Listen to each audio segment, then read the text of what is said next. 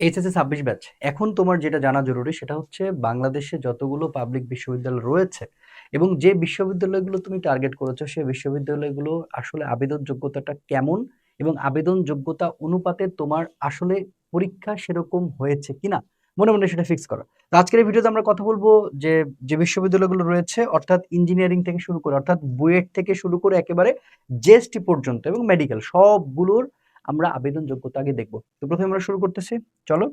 দেখো যে বাংলাদেশ প্রকৌশল বিশ্ববিদ্যালয় অর্থাৎ আমরা বুয়েট দিয়ে স্টার্ট করতেছি যে বুয়েটের ক্রাইটেরিয়া আসলে কেমন থাকে সেটাকে দেখো। সব এই ভিডিওতে সব বিশ্ববিদ্যালয় নিয়ে কথা বলা হবে, ঠিক আছে? মনোযোগ দিয়ে একটু দেখো, স্কিপ না করে।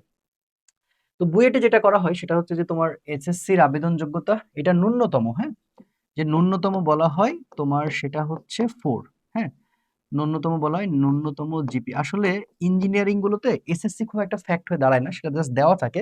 বাট ওটা আসলে সিলেক্ট করার সময় দেখা যাচ্ছে ভালো রেজাল্ট থাকাটা জরুরি হয়ে যায়। ওকে, আর এইচএসসি তে 5 অর্থাৎ এ প্লাস তোমার লাগবেই।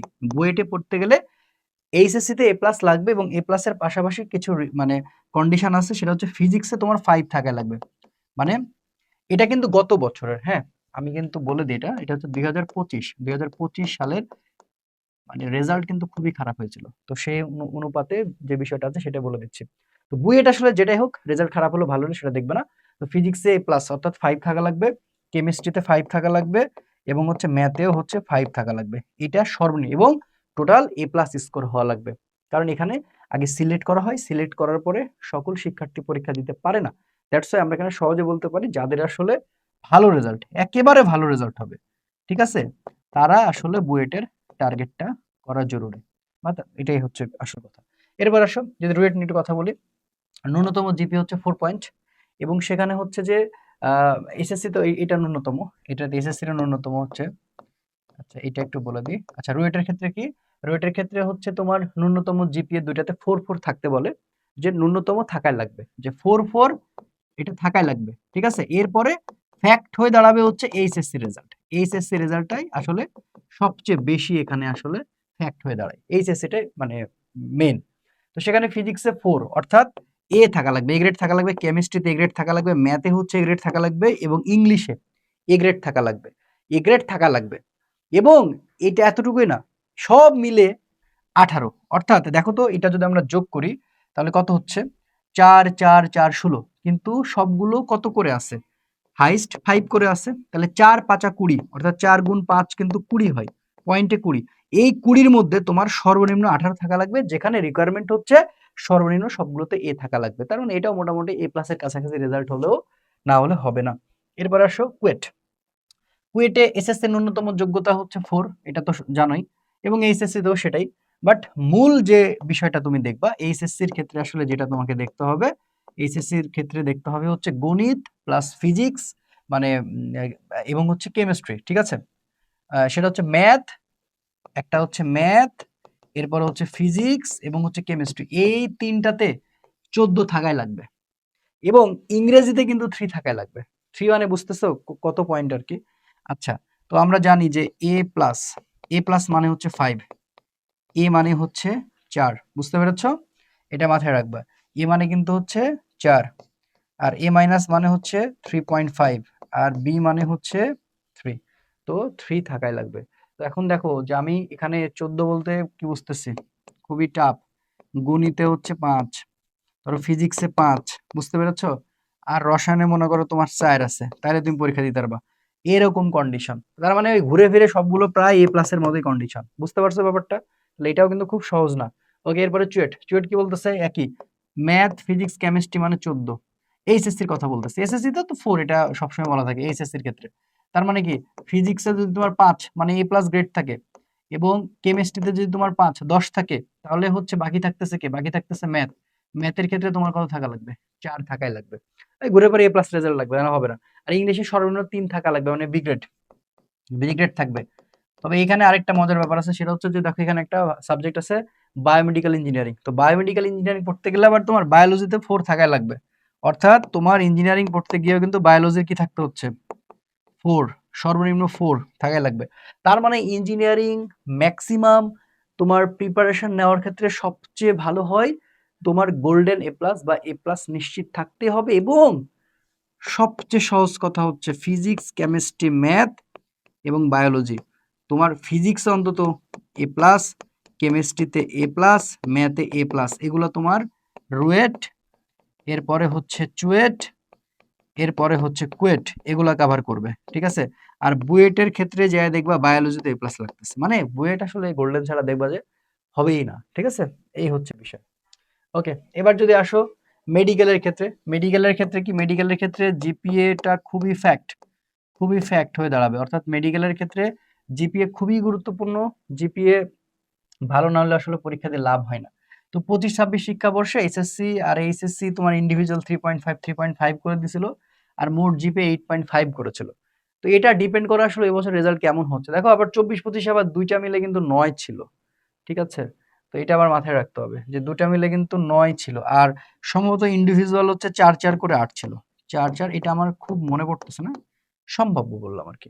মানে গত বছর ছিল এরকম যে ইন্ডিভিজুয়াল 3.5, অবভিয়াসলি সর্বনিম্ন 8.5 হওয়া লাগবে, সর্বনিম্ন 8.5 হওয়া লাগবে। আর 24-25 ছিল হচ্ছে যে তোমার 9, মানে তার আগের বছর ছিল দুইটা মিলে 9। তো এখানে আসলে মেন ব্যাপারটা হচ্ছে জিপিএটা খুবই ফ্যাক্ট হয়ে দাঁড়ায়। এখানে ভালো রেজাল্ট না হলে আসলে পরীক্ষা দিয়ে লাভ হয় না। এবার আসো আমাদের পাবলিক যে আরো বিশ্ববিদ্যালয়গুলো রয়েছে, যেমন ঢাকা বিশ্ববিদ্যালয়। ঢাকা বিশ্ববিদ্যালয়ের আবেদন যোগ্যতা হচ্ছে এসএসসি হচ্ছে 3.5, এইচএসসি 3.5 ইন্ডিভিজুয়াল, এবং হচ্ছে উইথ ফোর্থ সাবজেক্ট বলা হয় এখানে যে আর্ট আছে কিনা। রাজশাহী বিশ্ববিদ্যালয়ের ক্ষেত্রেও তাই 3.5 দুইটা মিলে আর্ট আছে কিনা, এবং পরীক্ষা ধরন এমসিকিউ। জগন্নাথে 3.5, জগন্নাথ ঢাকা, ঢাকাকে জাস্ট কপি করে আর কিছু না, তো একই বলা হয়েছে। জাহাঙ্গীরনগরটা একটু আলাদা, 4 এবং 4 দুইটা মিলে 8.5 লাগে, অর্থাৎ যেখানে ঢাকায় 8 সেখানে জাহাঙ্গীরনগর হচ্ছে সর্বনিম্ন 8.5 দিয়ে দেয়, বুঝতে পেরেছ। চট্টগ্রাম বিশ্ববিদ্যালয় আবার একটু অন্যরকম করেছিল গত বছর। যারা ছিল এইচএসসি 25 ব্যাচের, মানে যারা রিঅ্যাডমিশন ছিল আর কি ওই সময় সম্ভবত, ঠিক আছে। সরি, এটা কারেন্ট ব্যাচ ছিল ওই সময়, কারেন্ট ব্যাচ, এখন তো রিঅ্যাডমিশন হয়ে গেছে। তাদের জন্য করে দিয়েছিল এইচএসসি 3, হ্যাঁ এসএসসি করেছিল 4, এবং মোট করেছিল 8, কারণ 25 ব্যাচের রেজাল্ট খারাপ হয়েছিল ওই জন্য। কিন্তু যারা রিঅ্যাডমিশন দিচ্ছিল তাদের জন্য আগের নিয়মে রাখছিল যে এসএসসি তে 4 আর এইচএসসি তে 3.5, দুটা মূলে দুটা মিলে 8.5 হওয়া লাগতো, এবং এটাও এমসিকিউ, বুঝতে পেরেছো। তো এরকম এখন দেখো রেজাল্টের উপরে এদের সার্কুলার আসলে চেঞ্জ হয়, ঘুরে ফিরে আসলে দেখবা যে তুমি ম্যাক্সিমাম 8 থাকলে আসলে হয়ে যায়। খুলনা বিশ্ববিদ্যালয়, ঢাকা বিশ্ববিদ্যালয় সেম, এখানে রিটেন আছে যেহেতু 3.5 আছে, এখানে কিন্তু রিটেন থাকে আর কি। আচ্ছা, এখানে খুলনাতে কিন্তু রিটেন আছে, এটা স্কিপ হয়ে গেছে, খুলনাতে কিন্তু রিটেন আছে। ওকে, 3.5 দুইটা মিলে 8। কুমিল্লাতেও তাই 3.5, 3.5 এবং হচ্ছে 8। জিএসটি মানে গুচ্ছ গতবার কমিয়ে দিয়েছিল একবারে, গুচ্ছতে 7.5 থেকে সচরাচর, কিন্তু তারা গতবার রেজাল্ট খারাপ হওয়ার জন্য 3.25, 3 ইন্ডিভিজুয়াল এটা, আর মোট হচ্ছে 7। এখানে রেজাল্টের কোনো মার্ক নাই। আরো বাকি কিছু ভার্সিটিতে রেজাল্টের মার্ক আছে, ওটা নিয়ে খুব একটা বিচলিত হওয়ার কিছু নেই, রেজাল্টের মার্কে কোনো কিছু যায় আসে না। ওকে, এইচএসটি মানে হাজী দানেশ বিজ্ঞান প্রযুক্তি বিশ্ববিদ্যালয়, সেখানে 3.5 এবং দুটো মিলে 7.5 করেছিল গত বছর, এটা 8 থাকে, গত বছর 7.5 করেছিল।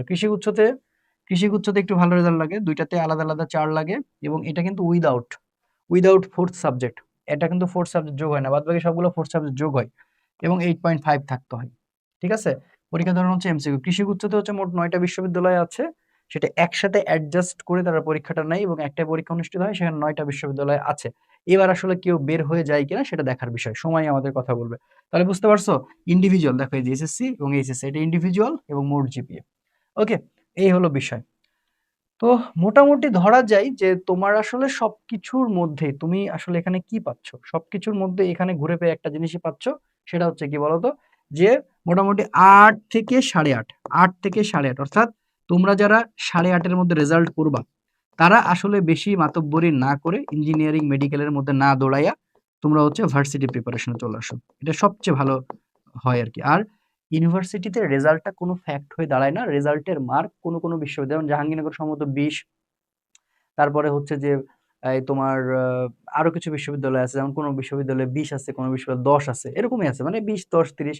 হাজী দানেশে মনে হয় একটু বেশি, ওখানে মানে 50 ছিল নাকি, জাস্ট মনে পড়তেছে না। যাক, রেজাল্টের মার্কটা আসলে দুইটা মিলে কি কাজ করে, তেমন কোনো কাজ হয় না, কারণ তুমি মূল পরীক্ষাটা ভালো না করতে পারলে কোনো লাভ হয় না। কারণ ঢাকা ভার্সিটিতে কি হয়, 90% ছেলে মেয়ে ফেল করে, কত জিপিএ কত গোল্ডেন আছে, কিন্তু চান্স পাচ্ছে না দিন শেষে। তাহলে জিপিএ যদি খুব একটা ফ্যাক্টর হয়ে দাঁড়াইতো, তাহলে কিন্তু ওই জায়গাটা কিন্তু কাজে দিত, কিন্তু কোনো কাজে দিচ্ছে না, কারণ ঢাকা ভার্সিটিতে পাশ করতে হলে চান্স।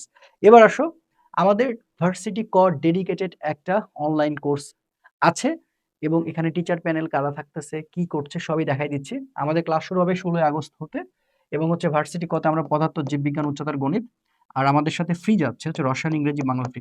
মানে সব, মানে ভার্সিটি কয়ের জন্য যা যা লাগবে আমরা সবগুলোই প্রোভাইড করতেছি। ঠিক আছে, একটু কম খরচে কোর্স ফিটা আমরা বলে দিচ্ছি, কোনো সমস্যা নাই।